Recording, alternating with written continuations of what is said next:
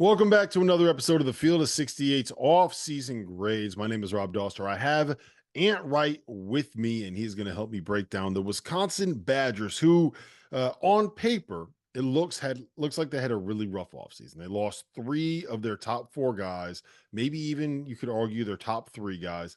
Plus, they lost a former double-digit scorer that was kind of froze out last season. So, in my opinion, if you look at Chucky Hepburn, AJ Storr, Connor Essegian, and Tyler Wall. Those are four high-level starters in the Big Ten that are no longer returning to Wisconsin. But Ant, I'll tell you this much: I came into this as I was prepping for this. I was like, man, I'm gonna hate Wisconsin. I'm gonna hate on them. I'm gonna think that they stink.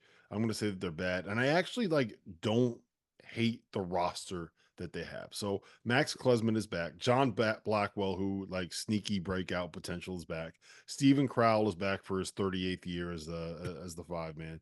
They brought in Cameron Hunter, who was really good 2 years ago at Central Arkansas, was hurt last season. They brought in John Tanji, who was really good 2 years ago at Colorado State, was hurt most of last season. And they brought in Xavier Amos, who is a guy from Northern Illinois that kind of is he feels like he's one of those trajectory is pointing up guys. There are some other rotation pieces and a little bit of depth there. Nothing that I would really be too excited about, but when are bench guys at Wisconsin anything that anybody would ever be excited about? But on paper, I actually look at this and I think okay, this is a team that they should be able to get to 500 in the Big Ten. They should be able to get to 20 wins. And if you get to 520 wins, that's probably a tournament berth coming out of the Big Ten. So I don't know. I'm torn on them. You said you could talk about Wisconsin for hours. You like this team. Tell me why. Talk me I into could talk them. about Wisconsin. I could talk about all these teams for hours, except probably like Washington. Um Oh man. no disrespect, but it is what it is. No I'm disrespect, but I'm going to I'm be disrespectful. I'm still learning. I'm still learning about some of these new teams, but um with Wisconsin, it's interesting because you lose AJ Storr, you lose Chucky Hepper, you lose Connor Essegian. Wisconsin people are going to kill me if I say his name right. Essegian. I think they got lean. I think they cut some fat. Honestly, Chucky defensively was a lot of fun to watch last year. AJ Storr and his explosiveness, a lot of fun to watch last year. Connor, when he was coming in the game, he was more of a microwave. He come in and look for a shot and all those things. He was a microwave that didn't work last year. Let's be honest. Yeah. He had some games where he had, 2 or 3 threes in 4 minutes. That whole dynamic was very, very strange. But he's at Nebraska now, so that'll be really exciting. But Cameron Hunter, I'm really interested in. He is more of a combo guard. He is more of a north and south, very built physical guard. As you said, he broke his foot last year, which kind of stunk. He actually hit the portal last summer and went to Butler, then was like, nah, I'm going back. Mm-hmm. And then this happens, he goes portal. Now he comes here. You have him. You have Freitag, who is in their 2024 class as a guard, about 6'3". I think John Tanja, man, he fits that Johnny Davis, AJ Storr mold. If he's healthy. He's got to be healthy. He's got to be healthy, but he's someone who can. I think Johnny Davis was great for them and AJ Storr was great for them for one reason only. When things broke down, here's a ball. Mm-hmm. Do something, right? Go. Go do something. No more swing. We're not doing any of these down curls. No more. Just go be better than the guy in front of you. Tanja has that. He's all of 6'5", 6'6". Big, though. He's not 205. He's 225, 230. He played FIBA. I think the pace is going to be better for him as well. And I think he is someone, the idea of him, he's going to be able to win these guys some games. I just hope he translates fully. I want to see a big jump from Nolan Winter. I think last year he played. I saw a lot of promise early. I'm like, this kid, I think he could be all freshman team, all freshman team. But then he just stopped. He just plateaued, just didn't keep getting better. He didn't continue. That was really annoying. Um, I think he could have a big sophomore year. Love Steven Crowd, double machine, like 11-7, 12-7. I think he's the most underrated big man in the entire country. I love his game. I love his game. It's not sexy. It's not someone who you're like, hey, pop the tape in. We about to see him go to work. Like, this is not what that is. He just does his job all game, every game. Max Klesman is the glue guy. He's going to play over 35 minutes. I thought he was going to play less last year.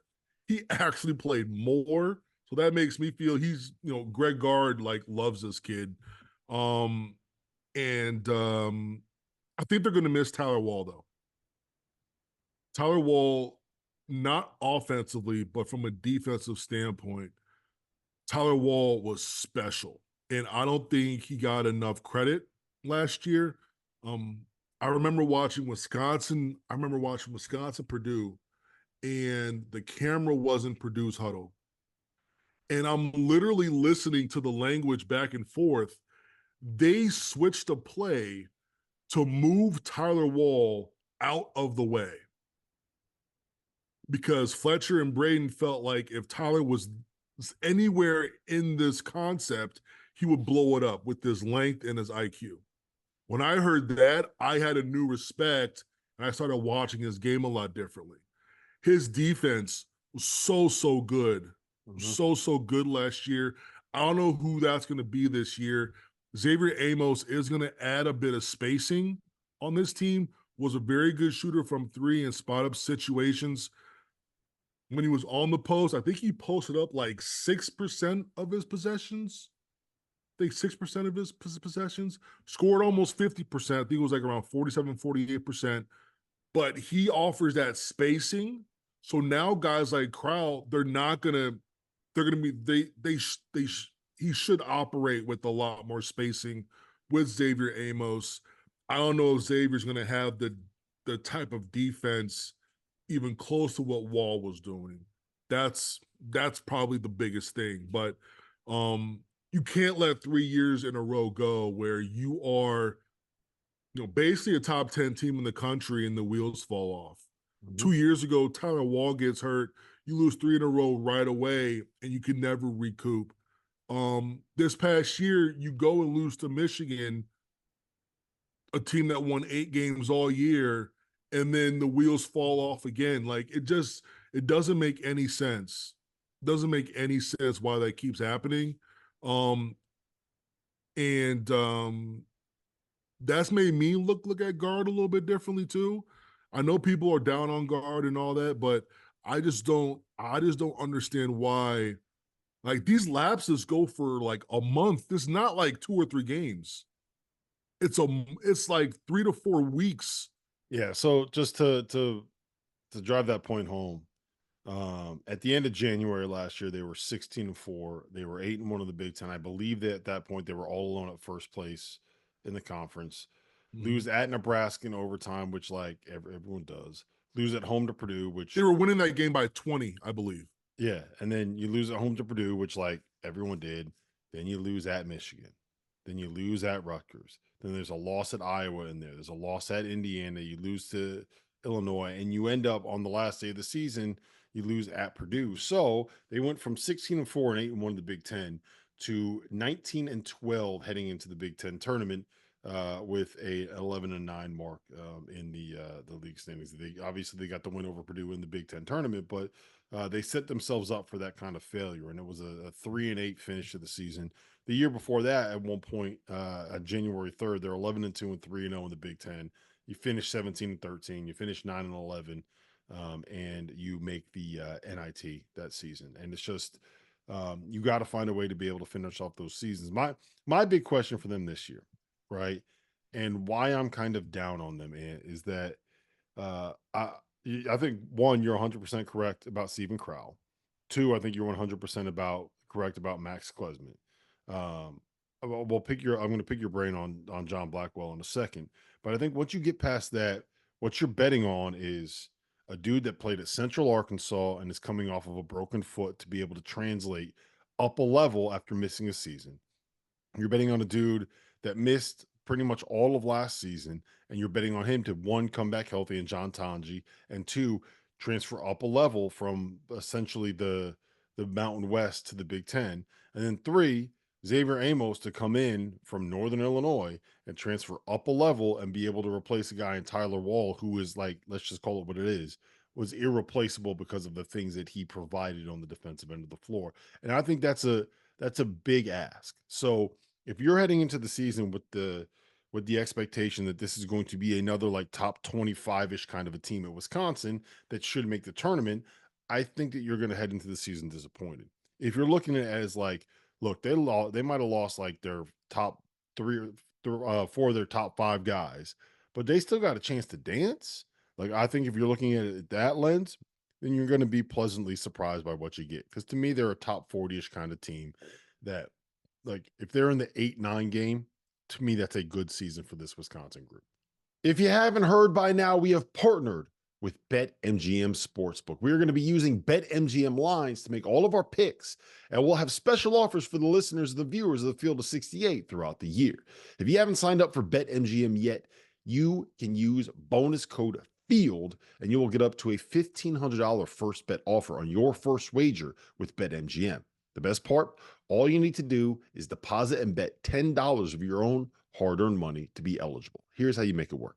Download the BetMGM app and sign up using that bonus code FIELD. Deposit at least $10 and place your first wager on any game, and you will receive up to $1,500 in bonus bets if your bet loses. Just make sure that you use that bonus code FIELD when you sign up.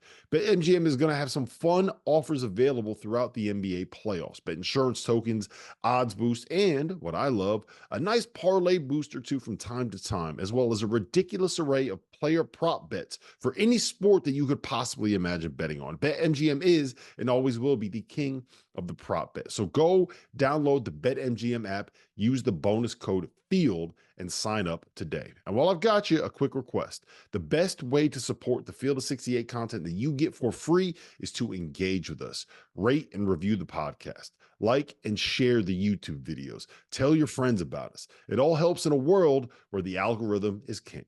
And now, back to the show. Yeah, they have three guys who were injured quite a bit last year that need to do well this year. Because the point guard spot is going to be a question for me. Are they going to give that to Freitag straight out of high school, or someone like Kamari McGee, who was injured quite a bit last year and could never really get his feet right? So McGee, Hunter, Tanja, all three of those guys had injuries last year. All three that they're going to need to step up and play a lot this year. Along with the fact that these guys are going to be transferring up. One thing I don't mind about Tanja is that he is a FIBA guy, and he did, he did play in the SEC. I don't think Mizzou won a conference game last year, right? Yeah, but he did. He was done. He didn't play in college. He played 8 games last year. Yeah, he didn't play, right? Yeah, and even when he did, like, even when he was healthy, like it was or healthy, he was playing like 7 minutes. Like he was last year was a complete. It was strange. It was really strange. It was strange. But I do think Gard is a better coach than Gates, though, for what it's worth. I mean, it's not saying. I'll go ahead and agree with you on that one. No, hey, listen. Sorry for the strays, Mizzou. Sorry for the strays, Mizzou. Nah, man, it's this team is very regular. It looks very regular.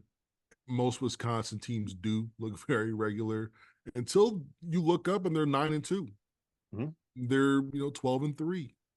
And they've beaten one or two ranked teams. You're like, hey, wait a minute. Look what's going on here. So here's They here's need where they I need they need good non-con though. yeah, they do. And here's where I get if I if I'm a Wisconsin fan, here's where I get excited, right?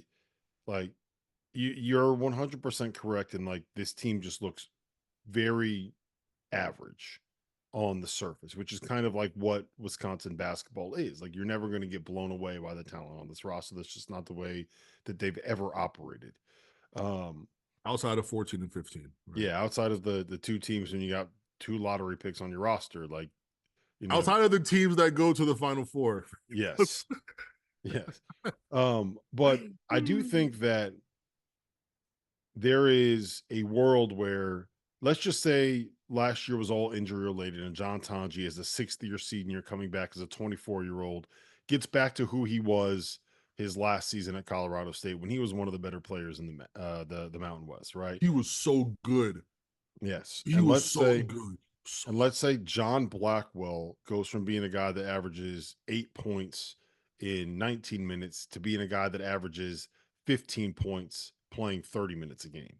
I think all of a sudden you have as good of a wing duo there. If both of those guys hit their ceiling, you have as good of a wing duo as you're going to find in the Big Ten. Like I think both of those guys would be very, very, very good, solid players at that point. With guys around them like a Klesman and a Crowd that kind of know their roles, and you can build out from there. And you have two dudes on your team that can go out and you said it before, win a game for you. And if you have that and both of those guys hit their ceiling, that's when I start getting like a little bit intrigued. Now, you're betting on the there's some inherent risk there because you're betting on a dude that was injured and is transferring up a level, and you're betting on a sophomore to make a leap. And a lot of sophomores make leaps, and then a lot of guys are like Jaden Akins and never make that leap. So there is some risk, but I think that there is a higher ceiling here than maybe I gave him credit for. And as I sit here, like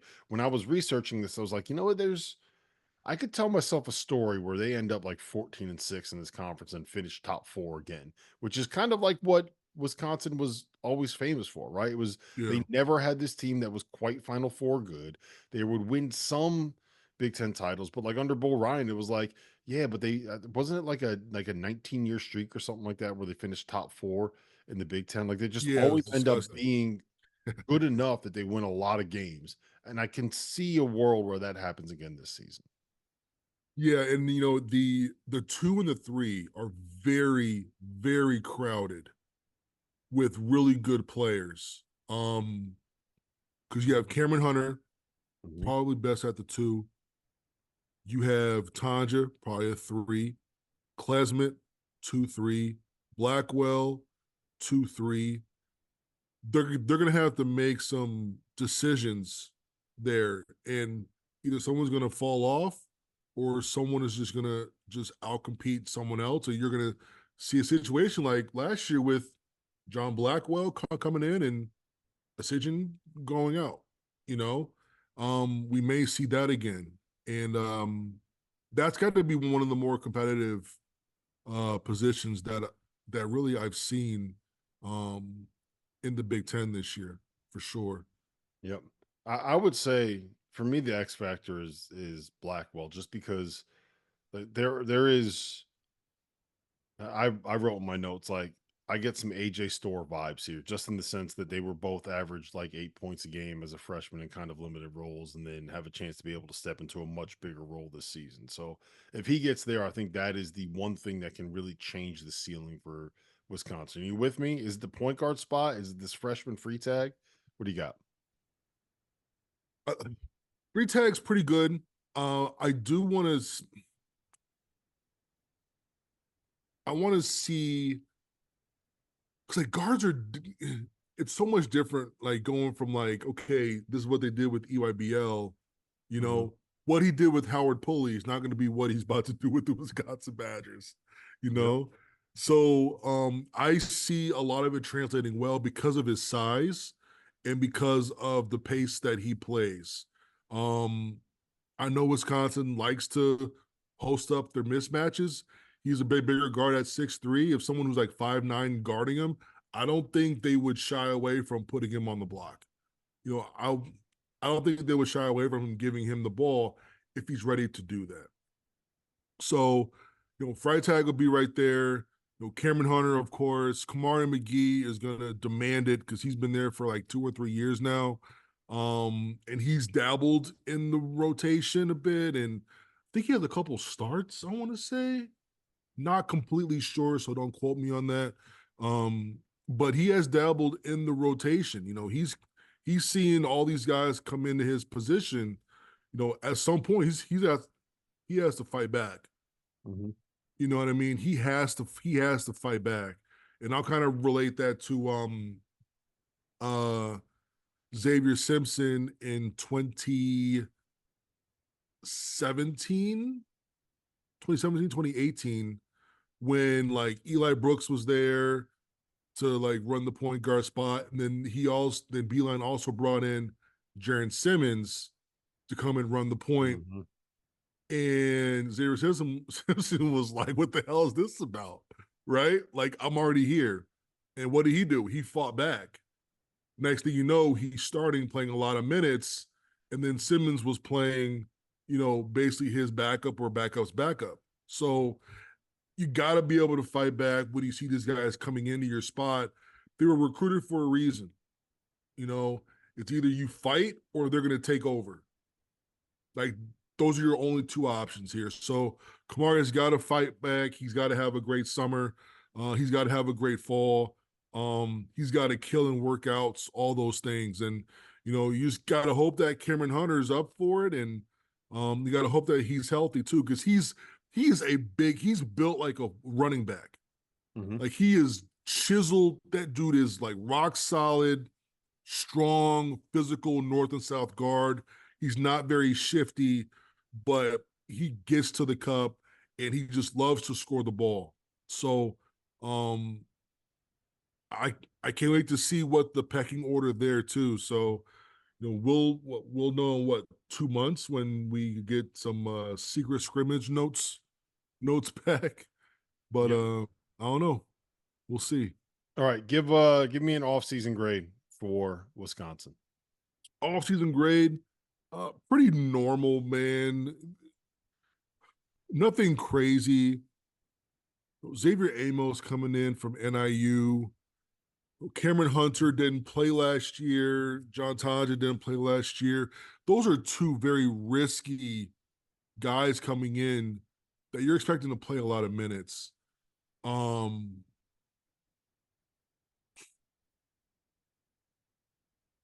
gonna go B minus. I'm gonna go B minus. Because I always look from the lens of, are you doing whatever you could to win a national championship? That's like my mindset behind it. Like, are those the things that you're doing? That's why I gave Indiana almost an A. I gave them an A minus, because I think they went out and they got the best dudes that they could, you know?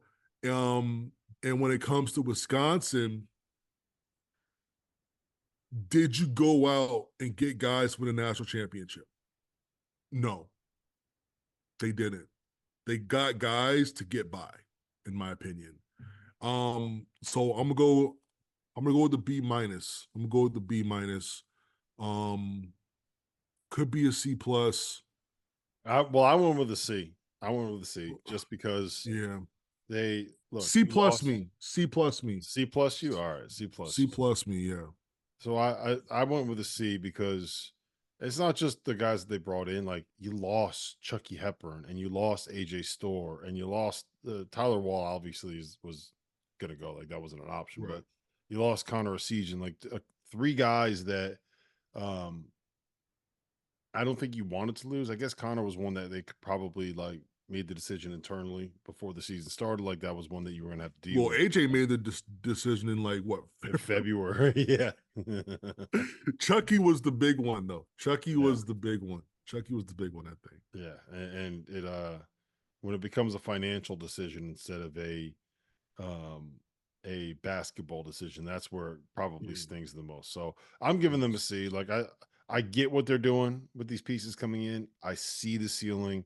I actually think that they're like, I thought that we were going to be talking about them as like, yeah, this might be like they might be bordering on 500 on the season. And now I'm kind of at the point where I think that they're going to be like a tournament team, top 40, be in that bubble conversation. But I Bubble think they'll watch, get, yeah. yeah, I think that they'll get there. But you bring back Chucky Hepburn and AJ Storr, like we're probably talking about a team that's going to be top 25 and in the mix for a Big Ten regular season title with some of those other teams. So Yeah. that's kind of where I'm at with it. And always a pleasure, man. Always fun to catch up.